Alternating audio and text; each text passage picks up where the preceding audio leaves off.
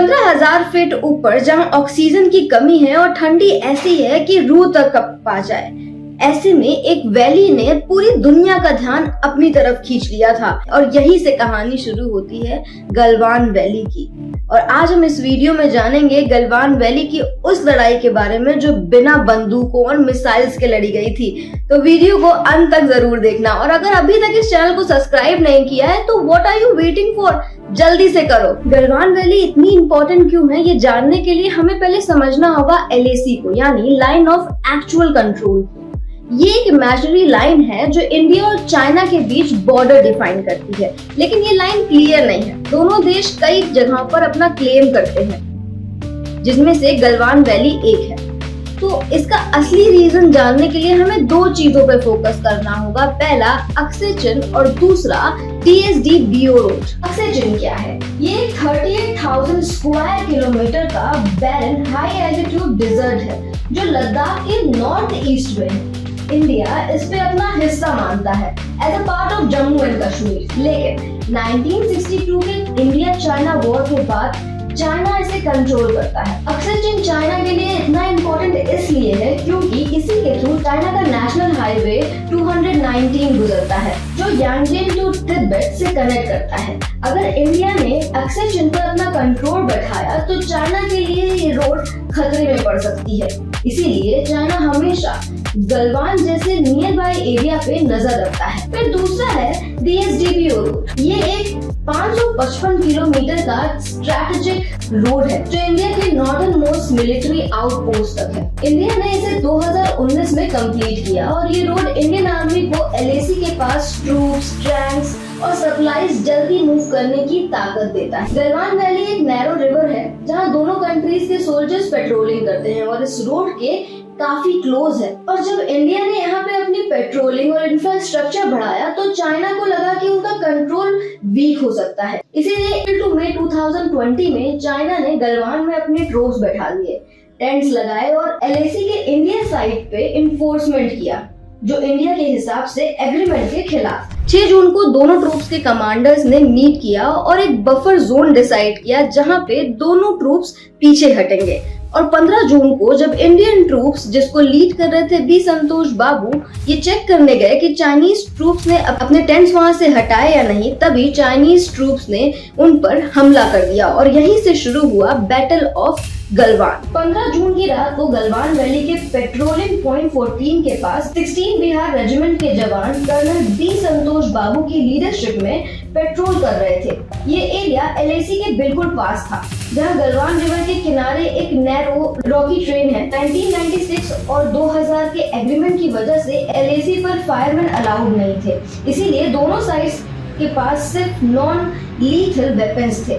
लेकिन जब Indian troops ने देखा कि चाइनीज सोल्जर्स ने ना सिर्फ टेंट हटाए हैं बल्कि और रीइंफोर्समेंट्स भेज दिए हैं, तो कन्फ्रंटेशन शुरू हो गया। चाइनीज ट्रूप्स ने iron rods, wires, stub cup से अटैक किया। हमारे जवानों ने भी स्टोन, स्टिक्स और जो भी हाथ लगा उससे जवाब दिया। ये हैंड टू हैंड कॉम्बैट था जो 6 घंटे चला। -20 डिग्री के टेम्परेचर में, अंधेरे में और ऑक्सीजन की कमी में ये लड़ाई हो रही थी। सोचो कितना टफ होगा। स्टेप्स स्लूपी थे, रिवर के पास था जहाँ एक गलती का मतलब मौत थी।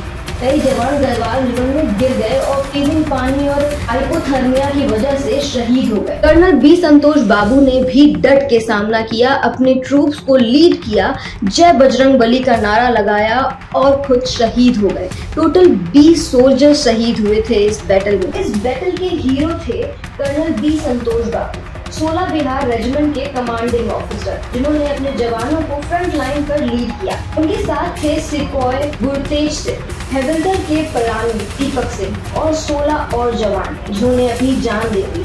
चाइनीज साइड का लीडर था कर्नल क्यू फाहो, जिसे चाइनीज ने बाद में hero to defend the border का टाइटल दिया। लॉसेस की बात करें तो इंडिया के 20 जवान शहीद हुए थे। चाइना ने ऑफिशियली सिर्फ 4 डेथ एडमिट की थी, लेकिन इंडिया और इंटरनेशनल रिपोर्ट के मुताबिक 40 से 45 सोल्जर्स मारे गए थे चाइनीज आर्मी के। तो एग्जैक्ट नंबर अभी भी कंफर्म नहीं है। गलवान के बाद क्या हुआ? तो ये 1975 के बाद इंडिया और चाइना की पहली डेडली क्लैश थी। इंडिया ने चाइना को ब्लेम किया कि उसने LAC एग्रीमेंट तोड़ा है और चाइना ने इंडिया को ब्लेम किया। दोनों ही कंट्रीज ने इस बैटल में अपने सोल्जर्स हारे थे, इसीलिए बाद में डिप्लोमेटिक और मिलिट्री टॉक स्टार्ट हुए। 21 राउंड ऑफ कमांडर मीटिंग्स हुई, जिसके बाद पार्शियल री एंगेजमेंट हुआ कि दोनों ही ट्रूप्स थोड़े थोड़े अपनी पोजीशंस पे पीछे हटे। बाय अक्टूबर 2024 दोनों ही ट्रूप्स अपनी अपनी जगह से थोड़े थोड़े पीछे हटे, लेकिन डिस्पंग और हॉट स्प्रिंग में अभी भी टेंशन जारी है। स्ट्रैटेजिक शिफ्ट क्या हुआ? LAC के पास इंडिया ने अपनी मिलिट्री प्रेजेंस बढ़ा दी। रोड्स, ब्रिजेस, एयरफील्ड और टनल्स बने, जैसे कि Atal tunnel to strengthen our border infrastructure. ESDP road को भी इम्प्रूव किया गया। पब्लिक में एंटी चाइना सेंटिमेंट्स को बढ़ाया गया। चाइनीज एप्स बैन किए गए। टिकटॉक भी 2020 में बैन हुआ और मेक इन इंडिया को पुश किया गया। चाइना ने भी बॉर्डर के पास अपनी इन्फोर्समेंट्स बढ़ाए। दोनों देशों के बीच डिप्लोमेटिक टॉक्स तो हो रहे थे, लेकिन ट्रस्ट इश्यूज अभी भी थे। हमारे मन में ये सवाल होगा कि क्या इंडिया ने ये वॉर जीती थी? तो अगर देखा जाए तो ट्रेडिशनली ये कोई वॉर नहीं थी, ये सिर्फ चाइनीज ट्रूप्स का एक एग्रेशन था, जिसका मुंह तोड़ जवाब हमारे सोल्जर्स ने दिया था। तैवान में एक टैक्टिकल क्लैश था। जवानों ने चाइनीज ट्रूप को पीछे ढकेला और पूरी दुनिया को इंडिया की हिम्मत को दिखाया। चाइना का इंटेंट था LAC पे अपना कंट्रोल बढ़ाना, लेकिन इंडियन आर्मी ने ऐसा होने नहीं दिया और बाद में अपनी बॉर्डर कैपेबिलिटीज को भी बढ़ाया।